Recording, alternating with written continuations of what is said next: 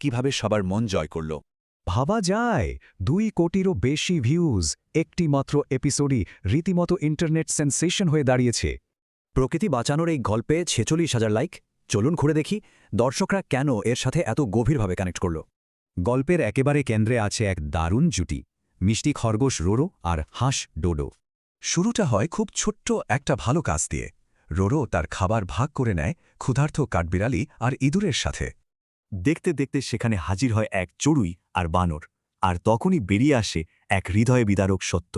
নিজেদের উষ্ণ নিরাপদ ঘরের সাথে ধ্বংস হয়ে যাওয়া বনের এই চরম পার্থক্যটা আসলেই চোখে পড়ার মতো। আসল সংকটটা কি? নির্বিচারে গাছ কাটার ফলে বনের প্রাণীরা আজ আশ্রয়হীন, চরম ক্ষুধার্ত অবস্থায় দিন কাটাচ্ছে।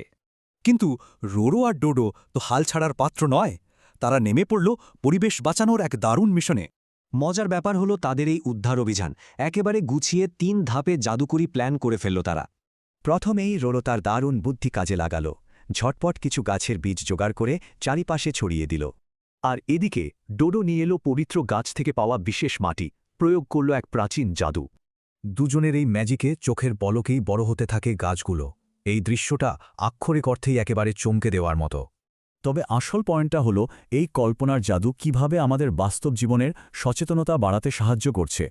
এখান থেকে সবাই বনায়ন, প্রাণীদের সাথে বন্ধুত্ব এবং মিলেমিশে কাজ করার এক দারুণ শিক্ষা পেয়ে যায়। এখান থেকেই বোঝা যায় খাবার ভাগ করে নেওয়ার মতো ছোট্ট একটা কাজও পুরো পরিবেশকে বাঁচিয়ে তুলতে পারে। শেষে একটা প্রশ্ন থেকেই যায়, আমাদের দৈনন্দিন ছোট ছোট ভালো কাজগুলোও কি জাদুর মতো চারপাশের পৃথিবীটা বদলে দিতে পারে?